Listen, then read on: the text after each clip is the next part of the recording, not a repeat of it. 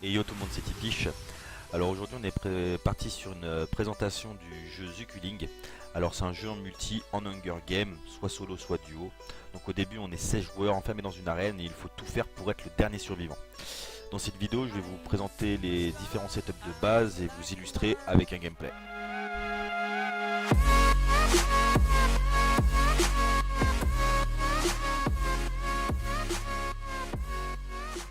Alors pour ce premier setup, on a décidé de jouer Knuckle Dragger, ce qui va nous faire gagner 50% de dommages en plus avec les points américains.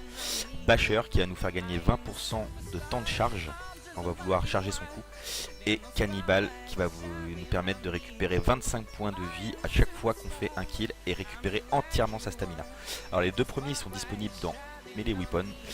Et pour le dernier, ce sera dans Hit et Stamina. Et pour l'airdrop, on jouera le Plumber à 125 de funk avec un Pipe Range qui fait pas mal de dégâts, un boost de défense, un boost de dégâts et une crafted explosive.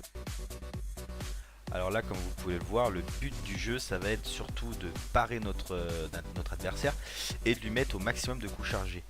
Alors là, regardez bien, vous voyez que on met beaucoup moins de temps pour lui mettre un coup chargé, ce qui nous aide à le défoncer et à récupérer nos 25 points de vie avec le cannibale et pouvoir récupérer enfin notre airdrop à la fin une fois qu'on aura cette funk. Et alors pour ce deuxième setup, on jouera Run with a Knife, 13% de mouvement en plus avec un couteau, de base 100% de durée de saignement quand on touchera l'ennemi avec notre couteau, et cannibale qui nous fera retrouver 25 points de vie et full stamina quand on aura tué cette personne.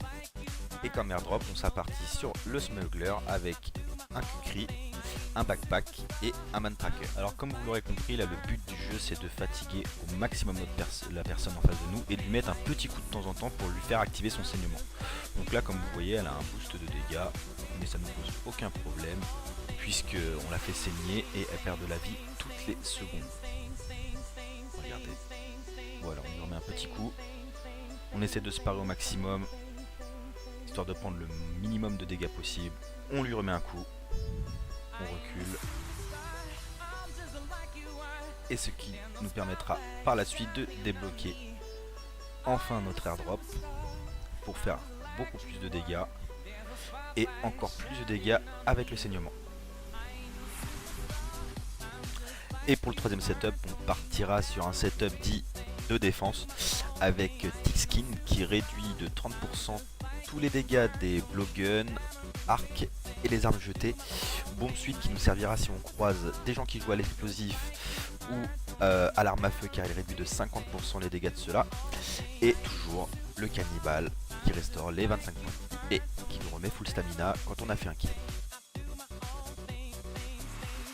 Pour l'airdrop, je vous ai choisi le survivaliste à 175 de funk parce qu'il propose une arme pas trop mal, une tactical machette, une body armor, un medikit et un stamina shot.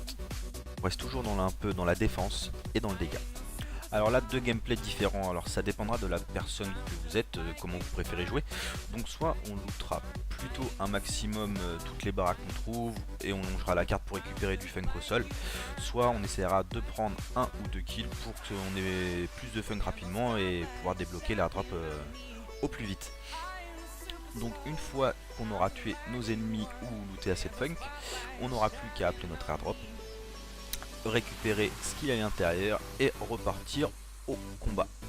Et pour ce dernier setup, on jouera Golden Arm, alors 25% de vélocité, 100% de dommages avec les armes jetées et que 50 avec celles craftées. À faire bien attention.